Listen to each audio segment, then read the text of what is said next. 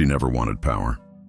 She wanted water that didn't make children sick, a school where her language wasn't a joke, and a road that didn't disappear in the rain.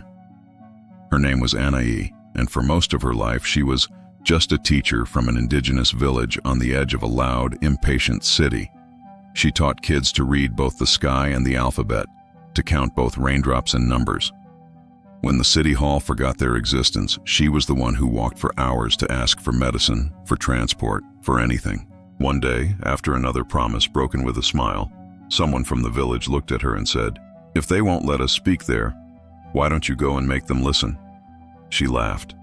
An indigenous woman running for mayor of a city that barely remembered her village existed, but she said yes. For a while it felt like she was waking something up. People listened. Cameras came. Kids from her village watched her on TV, eyes shining. Then one lie appeared. A video, a phrase, a twisted story. And overnight, the city turned against her, and against her people. Before we go on, tell me in the comments which country you're watching from, because this isn't just Anaí's story. It's about what happens when one lie is enough to erase an entire truth. Long before anyone called her candidate, they called her Tia Anaí. Every morning, the children ran to the small wooden school at the edge of the village, feet dusty, hair messy, eyes bright. The building leaned a little to one side, ribs of wood exposed where the rain had bitten through the roof. But to them it was a universe. On the wall, chalk words in two languages, the language of her people, and the language of the city that pretended not to see them. Again, she would say softly, pointing to the board. Tiny fingers traced letters in the air. Voices repeated, stumbling, laughing, trying again. She taught them how to write their names, but also how to speak to the river, how to read maps and also how to read clouds, how to sign forms at City Hall, and how to remember that paper was not the only thing that made something real. When a child had a fever, parents sometimes came to find her before they went to the health post. When a government form arrived, folded and confusing, they brought it to her. When news from the city came, it usually passed through her ears first. She never asked for this role, but in places where the state is absent, those who can read become bridges. The city was close, but it always felt far. From the village hill, on clear nights, the glow of its lights painted the clouds orange. Cars hummed like distant bees. Fireworks exploded on holidays, loud and pointless, like someone celebrating inside a locked house. When the villagers needed help, they went there. The walk was long, the bus slow and crowded. City people stared at their clothes, their hair, their skin, as if they were part of an exhibit. Sometimes Anaí went alone, with a folder tucked under her arm. Inside, letters, petitions, photos of broken pipes, muddy roads, sick children. Inside City Hall, the cold air smelled of coffee and ink. Walls shone with circular logos and faces in frames. Mayors, secretaries, people who made decisions surrounded by potted plants and blinds. They recognized her there. "Ah, Professora," the receptionist would say, almost kindly. "From the village, right? From the village." As if it didn't have a name. She would sit in plastic chairs, waiting for her number to appear on a blinking screen. When she finally entered some office, someone in a pressed shirt would smile, promise, and file her request into a drawer of priorities. The road would be fixed, the water truck would come, the school improvement would be in the next budget cycle. When she left, she always felt the same heaviness in her chest, the weight of being heard and ignored at the same time. One day, on the way back from yet another "We are studying your case," a storm found them on the road. The bus shook under the rain. Red mud slid down the slopes. Water carved new scars beside the already destroyed road. At one point, the driver stopped and turned off the engine with a sigh. "We're not going through that," he muttered, pointing ahead. A part of the road had simply given up. People groaned. A pregnant woman started to cry quietly. A man cursed politicians in general, as if they were a species with no individual names. A group from the village, including Anaí, got off and continued on foot. Water soaked their clothes, clung to their skin, filled their shoes. But they kept going. They knew rain. They knew mud. They did not know the luxury of stopping and waiting for things to fix themselves. By the time they arrived, the river near the village had risen, swallowing parts of the bank where children usually played. Some houses stood with water licking their steps. The school roof leaked in 3 new places. That night, after checking on neighbors and moving one elderly woman to higher ground, Anaï sat under the eaves of her small house, hugging a mug of hot tea. Joachim, one of the village elders, sat beside her. His hair was white like morning fog, his eyes sharp like river stones. "They signed again?" he asked. "They promised again," she corrected. "Promising is cheaper than signing." He chuckled without humor. "The city only remembers we exist when election comes, or when they need us in their speeches."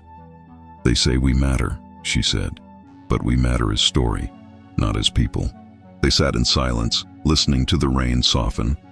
Then Joachim turned his head and looked at her with a seriousness that made her straighten in her seat. "You know why they like when you go there?" he asked. "Because I'm quiet?" she half joked. "Because I don't break their doors?" "Because you speak both rivers," he answered. "Oh, no so, and theirs. You know the path between here and there better than anyone. And they know, even if they don't say it, that when you bring something, it's not just noise, it's truth."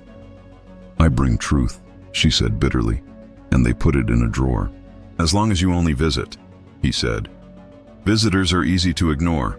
They come, they go, they don't sit in the big chair." She frowned. "What are you saying, Sir Joachim?" He looked out at the dark line of the city on the horizon. "If they won't come here to listen," he said slowly, "maybe it's time someone from here goes there not to ask." He turned back to her, eyes intense. "But to decide," she laughed, startled. "Decide what?"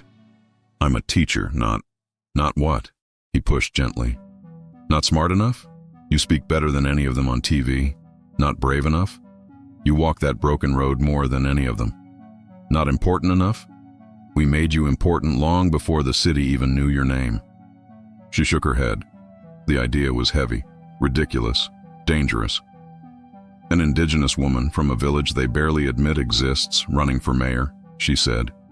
"They would turn me into a joke."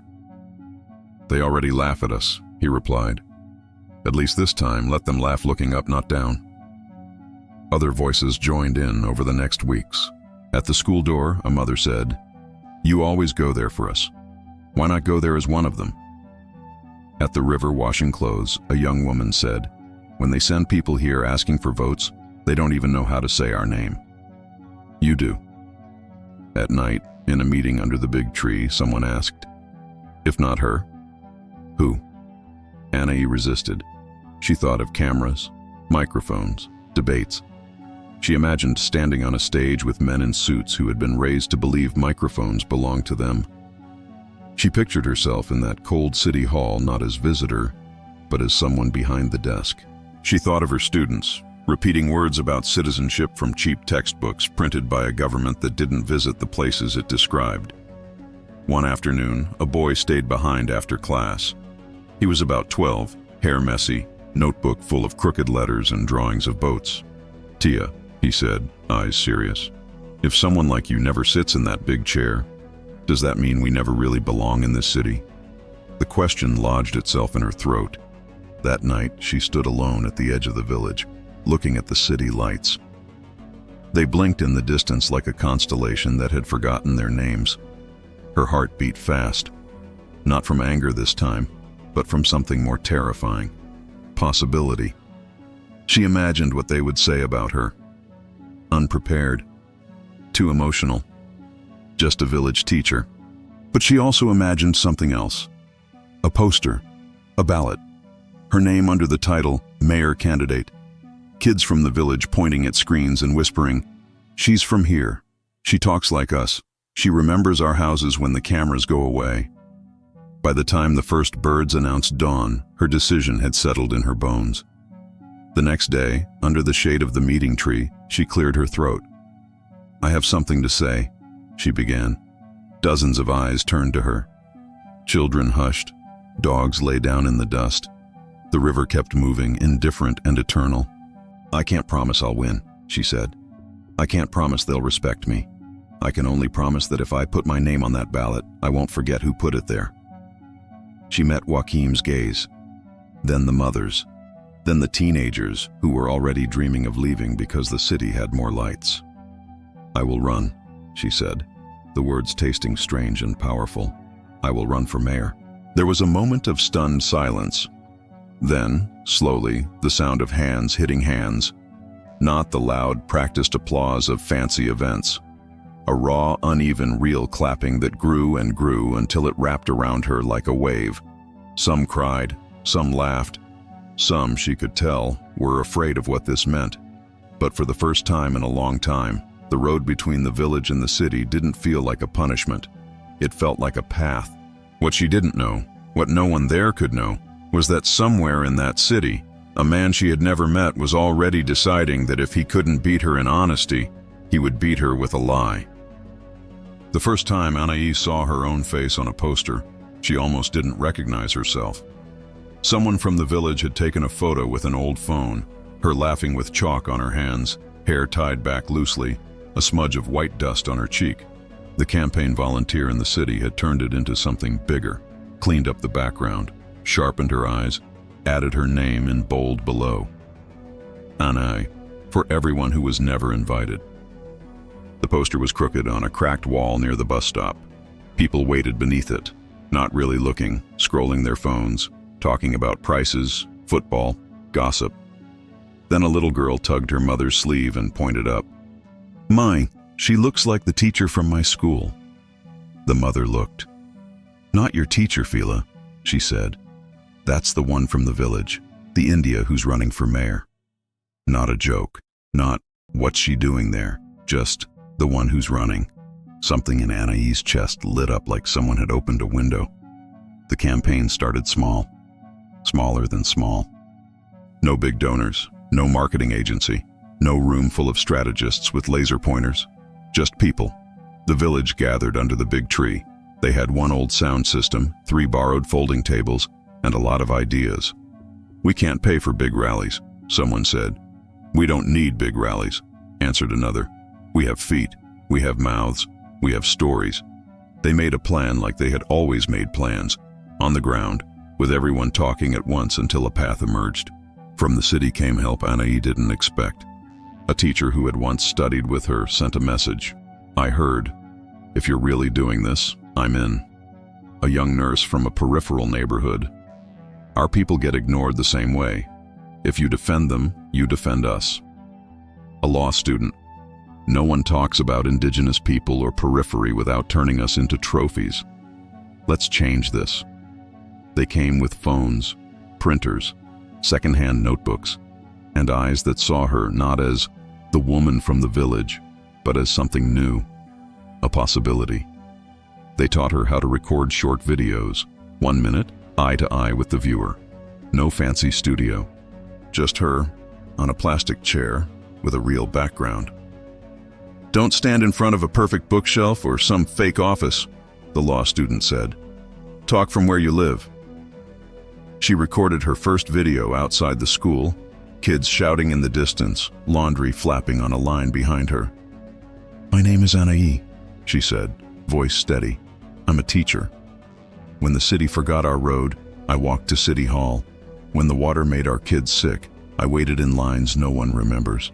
If I can cross all that mud just to deliver a piece of paper, I can cross the city to defend you too." They posted it. At first nothing.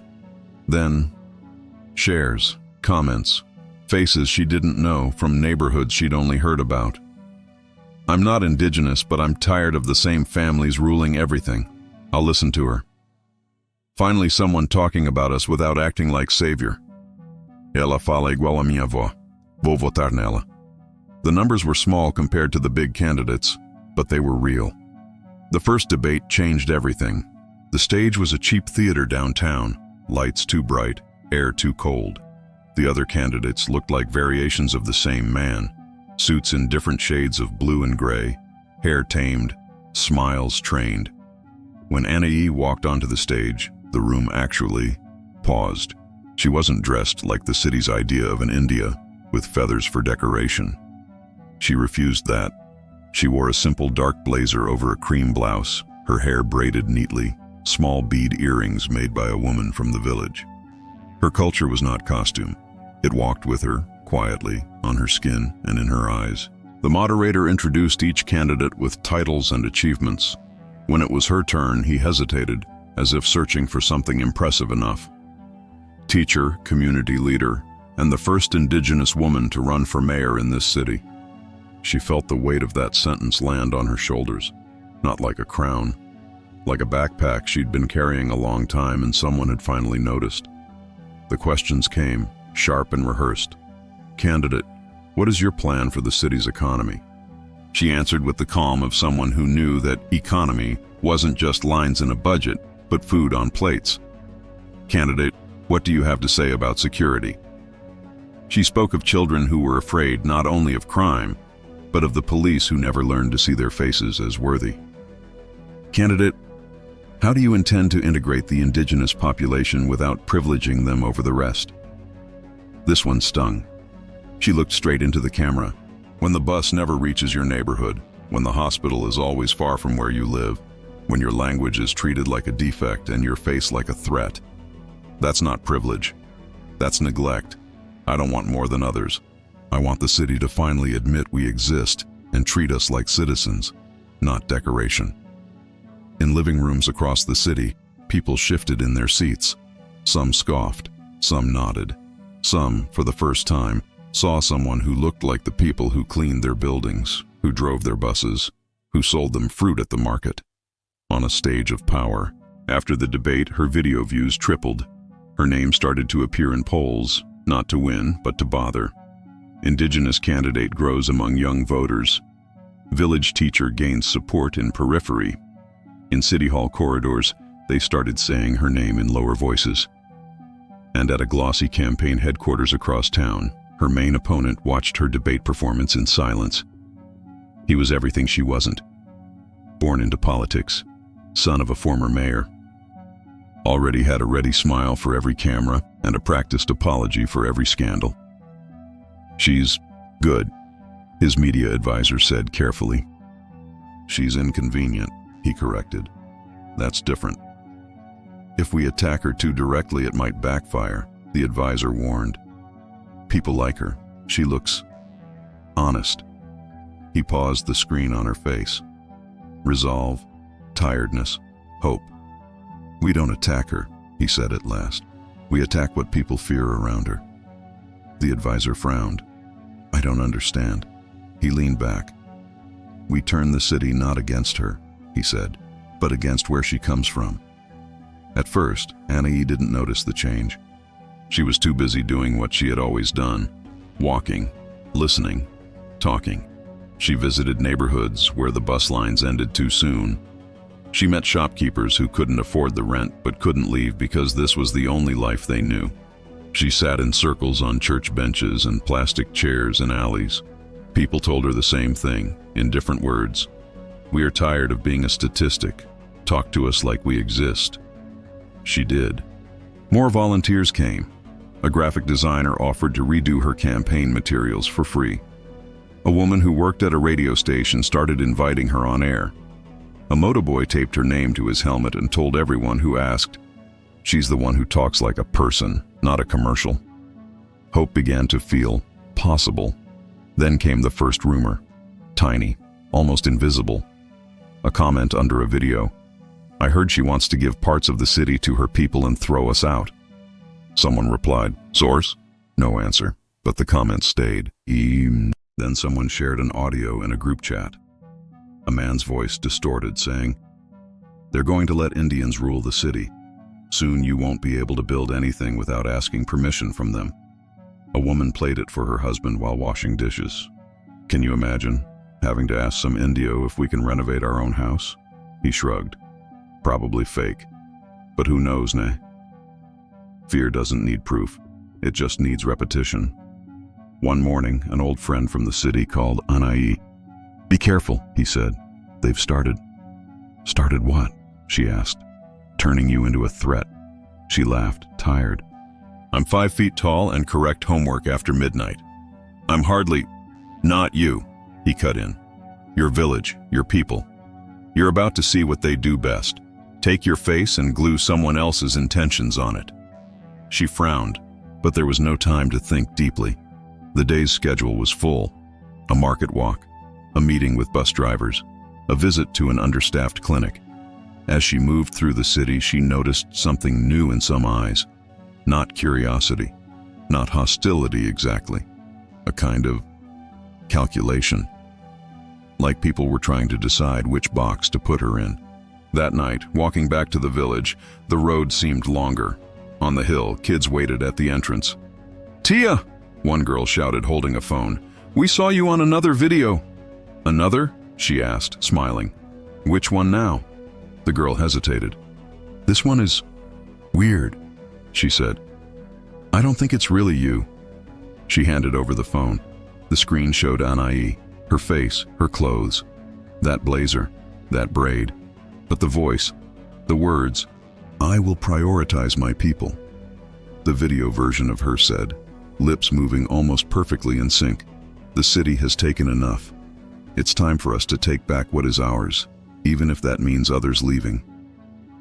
Her stomach twisted. "I never said that," she whispered. "I know," the girl said quietly.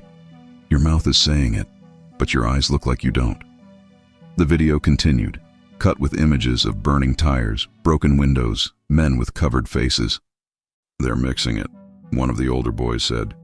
"Bits of your speeches, pieces from other videos. It's like that thing my cousin showed me. Deep fake." "Deep what?" she asked, the word heavy and foreign. "Fake," he said. "That looks real." She stared at herself on the screen. Same voice tone, same hand gesture, but twisted, poisoned. Below, comments, "If she wins, we're finished. Look what she really thinks. They want to take our city. First the land, now the power." In living rooms across the city, people watched that video, not knowing, not caring that it was cut, edited, invented. They watched with their own fears turned up high. Some scoffed, some got angry, some quietly crossed her name off their mental list. Under the big tree, with the village watching her reflection lie on a small screen, Anai felt the first real wave of fear. Not for herself, for them. This was the one lie, and it had just begun. The video spread faster than any truth she had ever spoken. By the time the sun rose, it had jumped from group to group, neighborhood to neighborhood. People woke up, reached for their phones, and met a version of Anai that had never existed. A woman who wanted revenge. A candidate who only cared about her people. A threat. Her campaign group chat exploded. "Did you see this?" "They're sharing it in the bus drivers group. My aunt just forwarded it to me asking if it's true. We need to say something now." In the village, the children stayed close to the adults, watching faces instead of screens. They could feel the tension like a storm you smell before it arrives.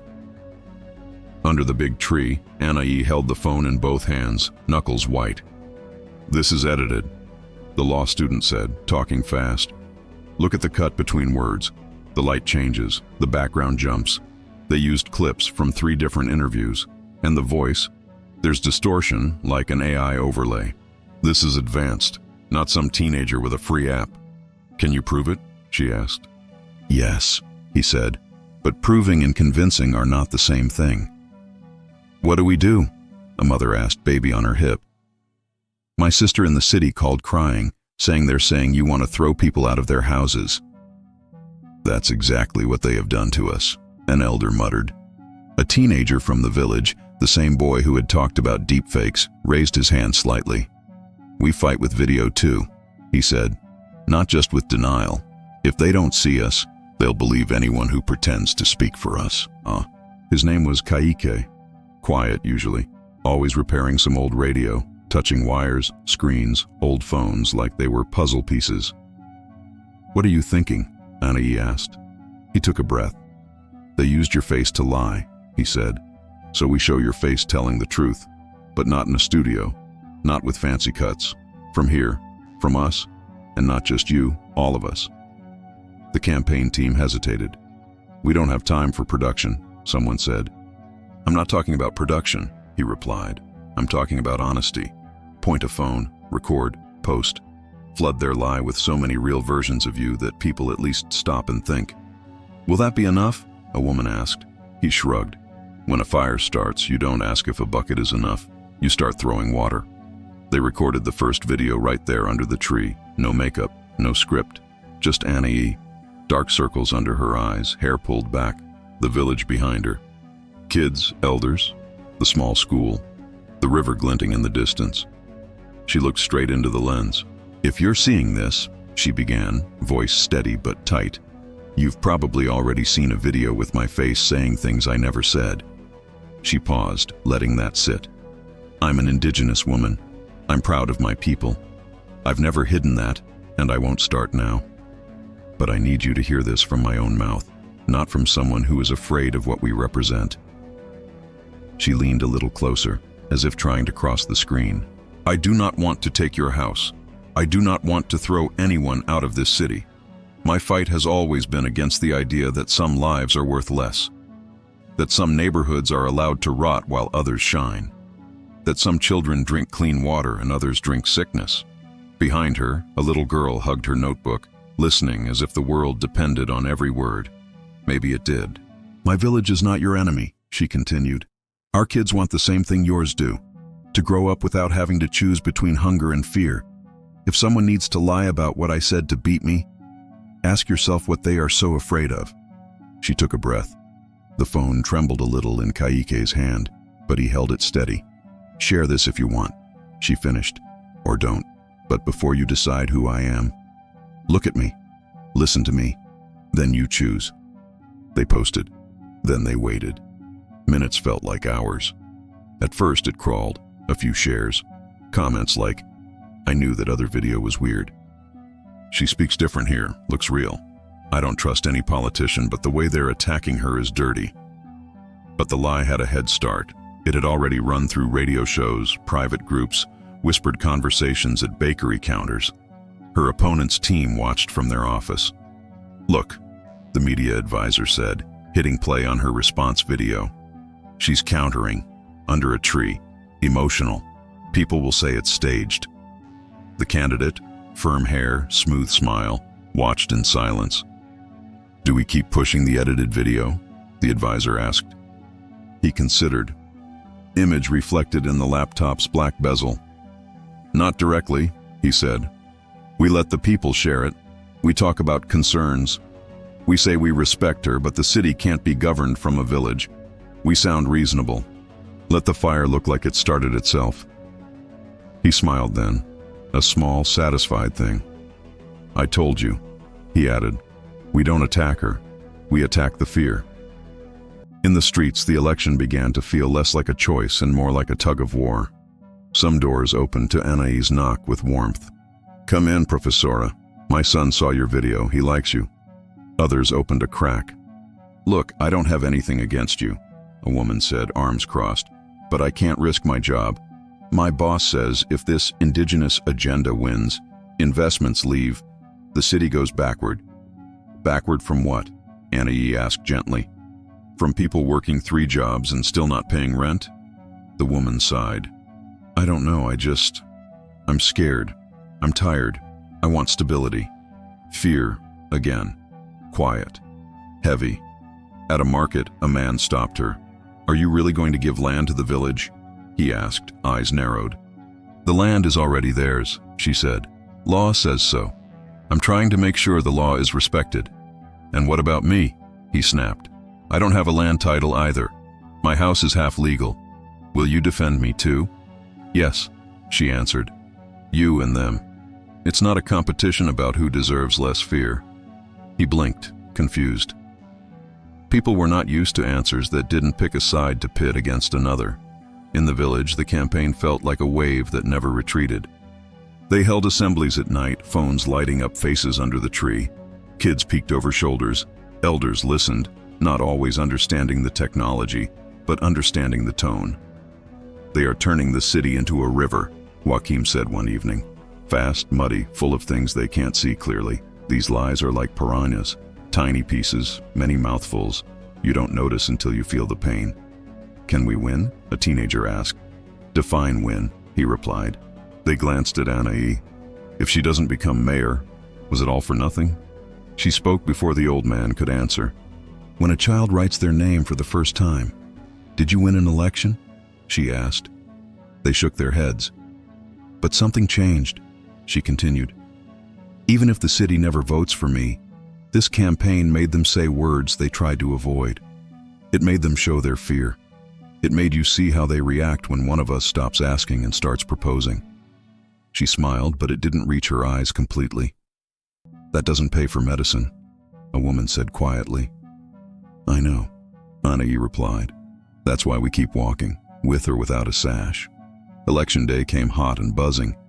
The city dressed itself in colors, red, blue, green, the repeated faces of men who had been promising change since before some voters were born. Her opponent's smile gleamed from every other wall, every streetlight, every bus. Her own posters appeared less often, but when they did, they stood out. Not for perfection, but for difference. In one, she stood in front of a bus stop, surrounded by people of all shades and ages. In another, she was outside the small clinic on the periphery, arms crossed, no smile, just that look that said, I'm tired too, but I'm still here. In the village, people arrived early at the polling place. They wore simple clothes, some with bead necklaces and earrings, some not. Kids watched from the side, not yet old enough to participate, but old enough to understand that this day mattered. As she walked toward the school that served as a voting station, an elderly woman grabbed her hand. I never thought I'd see this, the woman said, voice trembling. One of ours, on that paper. Anai squeezed back. Even if they mark someone else's name, she said softly, they'll never unsee it. Inside, she stood in line like everyone else. No special treatment, no cameras here, just the quiet ritual of democracy. ID, booth, paper, pen. She looked at the ballot, names printed in black, some familiar, some forgettable. For a second, seeing her own there, she felt two lives collide. The teacher who corrected homework under a kerosene lamp, the candidate whose speeches were edited by strangers into threats. She placed an X next to her own name, not out of vanity, out of coherence. If she didn't believe in herself in that small square, the rest was performance. Outside, the sun moved. The day stretched. Rumors drifted in and out. She's doing well among young people. She lost the center. She won the villages. The fake video destroyed her. The fake video backfired. Numbers came in, fragmented, contradictory. Finally, night fell, and with it, the final count. She didn't win. Her opponent stood on a balcony downtown, showered in confetti and camera flashes, promising unity, progress, healing. His words floated over a crowd that had chosen the familiar over the unknown. In the village, there was no confetti, only quiet. Some cried openly. Some clenched their jaws. Some secretly felt relieved. Power brings danger, and maybe they had been asking too much of her. Under the tree, they waited for her to speak. She stood in front of them. No microphone, no podium, just her and their eyes. I won't pretend this doesn't hurt, she said. It does. We came close to something that has always been kept far from us. And the moment we got near, they used everything they had, including lies, to push us back. The children sat cross-legged, chins on knees. Someone's baby slept, oblivious, on a shoulder. But listen to me, she continued. Something happened that no result can erase. This city had to look at us, not as folklore, not as an issue, as a voice. They had to answer questions we asked. They had to lie about us because the truth was finally too strong to ignore. She pointed gently toward the horizon, where the city lights blinked like tired stars. They turned the city against our village, she said. But they also turned our village toward the city. You saw their strategies, their fear, their games. Now, when they come here with promises, you won't see them as distant gods anymore. You'll see them as men who were afraid of a teacher with a chalk-stained hand. A few people laughed weakly. The sound grew. What do we do now? A teenager asked. She smiled, this time reaching her eyes. "We do what we've always done," she answered. "We wake up early, we teach, we plant, we protect the river. We go to the city when we must. We keep speaking both languages. But now," she looked around, letting the moment breathe. "Now, when one of our daughters says she wants to be more than just from the village, we don't tell her to lower her head. We tell her we've been there. The door is heavy, but it opens." Later that week, a small independent news channel posted a video analysis of the deepfake that attacked her. They showed frame-by-frame glitches, audio mismatches, forensic evidence. "This is manipulation," the journalist said. "It may have changed the result of this election." The video got views, people commented, some were outraged, some shrugged, some said, "Well, that's politics." But in classrooms, teachers used the clip to talk about fake news. In at least one house, a child turned to a parent and asked, "Why do they have to lie about someone to win?" And in that village, on a morning like any other, a little girl stood in front of the small wooden school and told her friend, "One day, I'm going to run for something too, not just mayor, maybe more. If a lie can move a city, imagine what the truth can do when it's finally allowed to sit in the big chair." Inside, Anai picked up a piece of chalk. On the board, she wrote a new word in both languages, future. It didn't look like a ballot, it didn't sound like a speech, but it was the kind of campaign no one could cancel, edit, or turn against her village. Because this time it was happening in the one place no lie could reach, the minds of those who had seen her try.